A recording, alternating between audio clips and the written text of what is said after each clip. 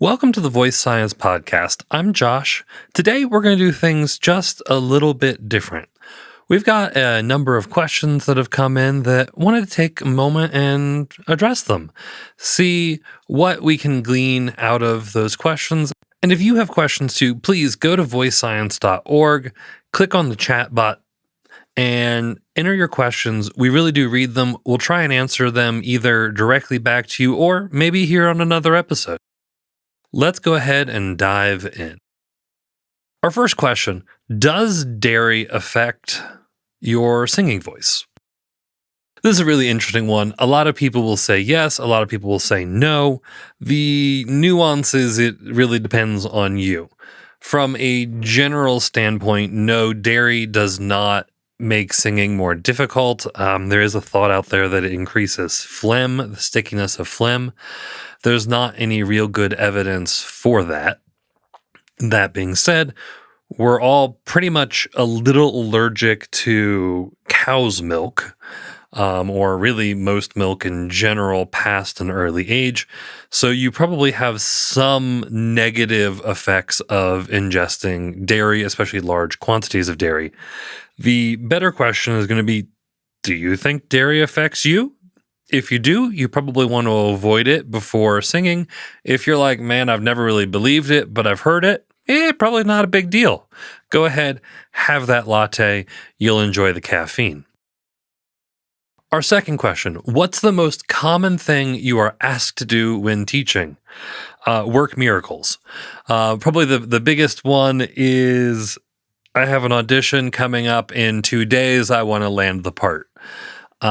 The reality is at that point, we can go through your song, but what I'm trying to do is build confidence for you. There's very little I'm going to be able to do for your song or your technique, your choices in that limited window. Beyond that, people always want to sing higher, and that's a pretty easy goal. Conceptually, it takes a lot of time, it takes a lot of work, but most of us can sing higher than we currently do, as long as we are willing to put in the effort, which most of us normally aren't. So, yeah.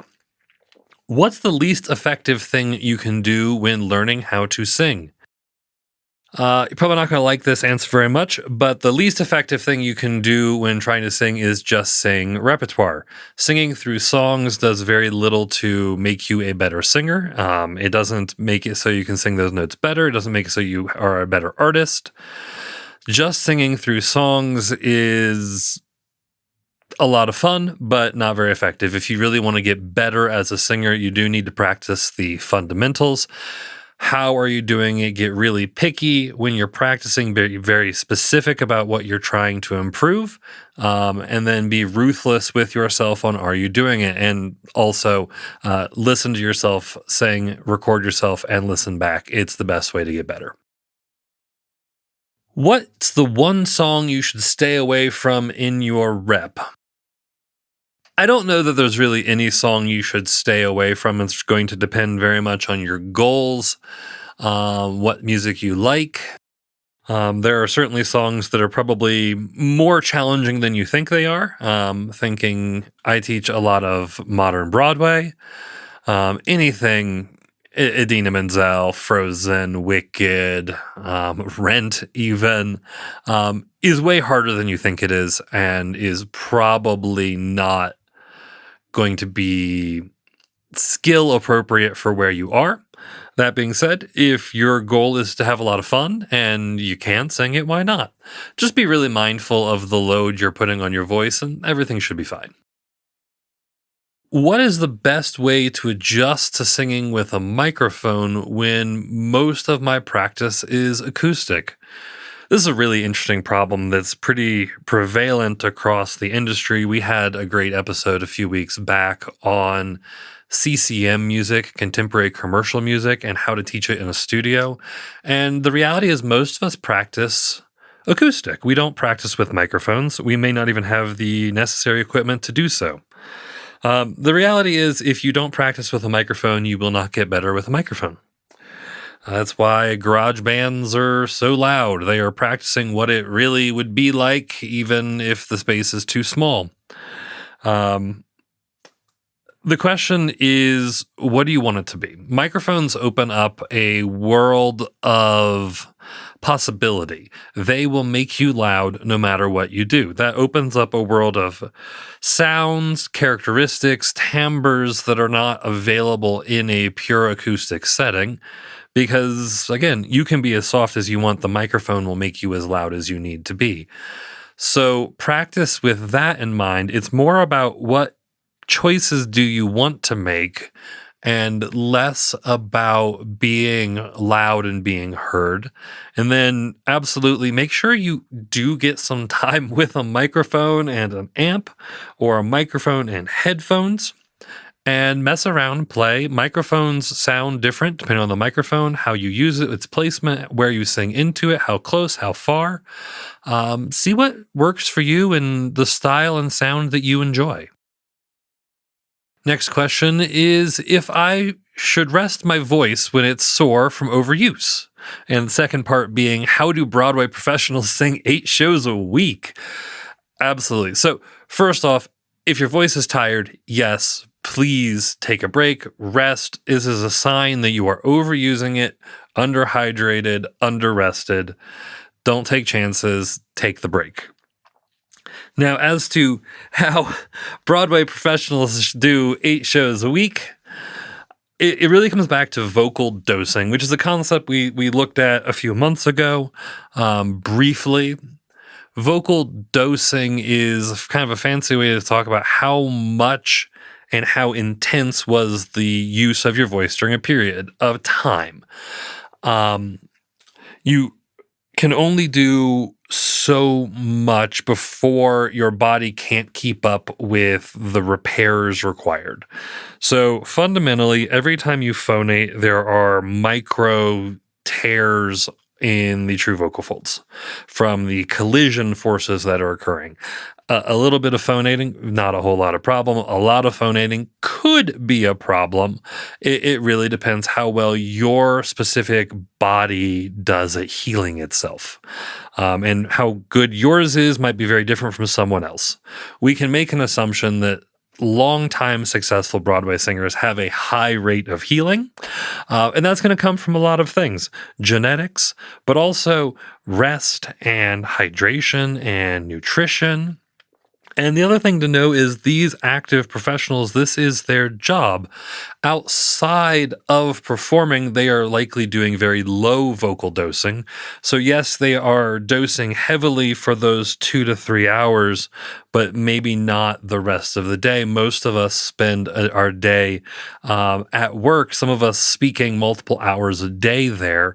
The idea of doing an 8-hour workday and then going and doing a Broadway show is lunacy. But if your job was just that show, probably doable with the right constraints. How does singing sitting down differ from singing standing up? This is one of those really fun, interesting myths that you can sing better standing than you can sitting. And for certain styles and genres, there's some truth to this. You're unlikely to sing a Wagner opera sitting down very successfully. Big lines, long lines, lots of intense singing. You're not set up well for success. Outside of that, as we start looking at contemporary commercial music, there's not a lot of reason you won't be able to be successful in a variety of postures or positions. Sitting down is going to limit the amount of expansion in the abdomen when it is displaced by the diaphragm. So functionally what that means is your maximal inhalation will be smaller. And on the surface, that sounds bad, but as a general rule, most CCM phrases are a few notes long, maybe a few seconds. And yeah, with that type of constraint, you don't need a lot of air. Most of the singing you're probably actually taking too large of a breath and not too small of a breath. That being said, other parts of sitting down, if you have bad sitting posture, your neck is at a weird angle, you slouch over sitting, but you don't while you're standing, all of those things will impact the vocal instrument by applying weird angles or just increased or decreased pressure. So it will be different, but not inherently worse. And standing, again, outside of some extreme cases, is not really inherently better. So do what works for you. Practice both. Different scenarios are going to require different things. You might find yourself having to sing hanging upside down from some scaffolding. I've seen that happen in stage productions of Rent, for instance. You see Mimi hanging off of the set. It's a thing. Next question we have is, my student gets easily frustrated at how they hate how they sound when listening back to a recording. What input can I provide to help them become comfortable with how they sound? Yeah, this is really common. I have never met a single person who was happy with what they heard in a recording early in their career. Singing is different, but they're not even happy typically with how they sound speaking in a recording. This really comes to how we hear ourselves. The sound comes up through the vocal tract and then is bone conduction into our ears. So we hear ourselves through bone conduction. It cuts out most of the last parts of the vocal tract and the oropharynx.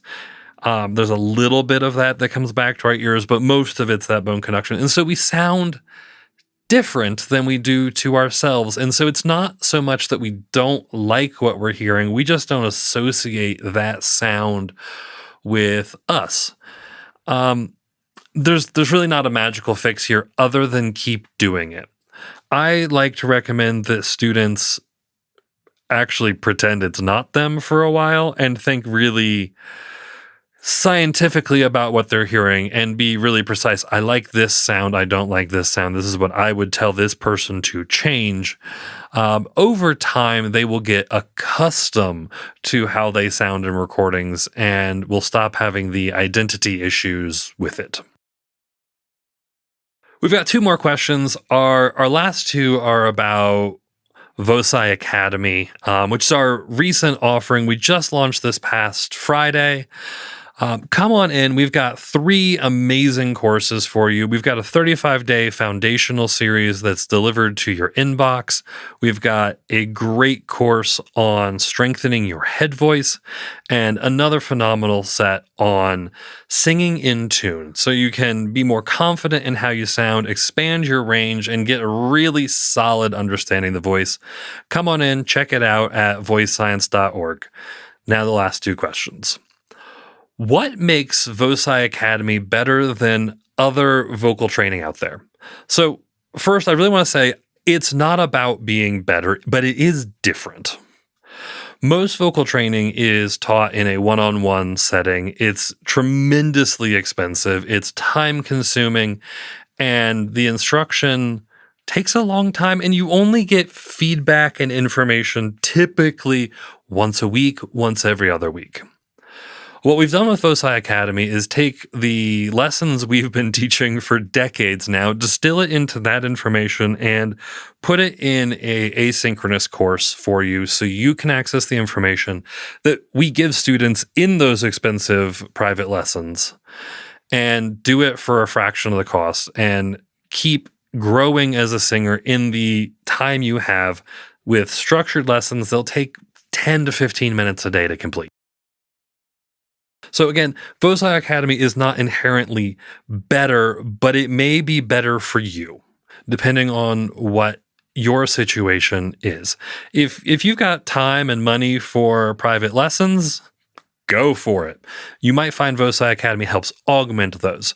If private lessons are not something that's available to you, or you've had a bad time with it, or are struggling to find a science-based teacher in your area, VoSci Academy might offer something different for you, and we'd encourage you to take a look at it. And our last question is, what topics do you plan on VoSci Academy covering in the future? I love this. We have so much on the roadmap. We're diving right now into a Finding Your Unique Voice course. We've got a couple acting courses coming down. We've got some vocal anatomy, strengthening belt, all sorts of stuff is coming. We've really just scratched the surface of what we're doing. We've got some new tools in development. We're looking at a voice range profile that you can see how your voice develops over time. There's just so much coming in the coming months and even years to VoSci Academy, and we hope you'll join us on this journey.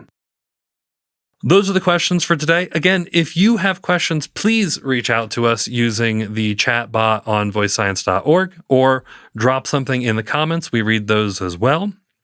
And join us on this journey. Come explore our free resources, continue listening to this podcast, or consider joining VoSci Academy. You can try it risk-free for 14 days. We've got a 14-day refund policy on there in case you need it. We just want you to be real comfortable in this. And we'll see you here at the Voice Science Podcast again next week. Keep singing smart.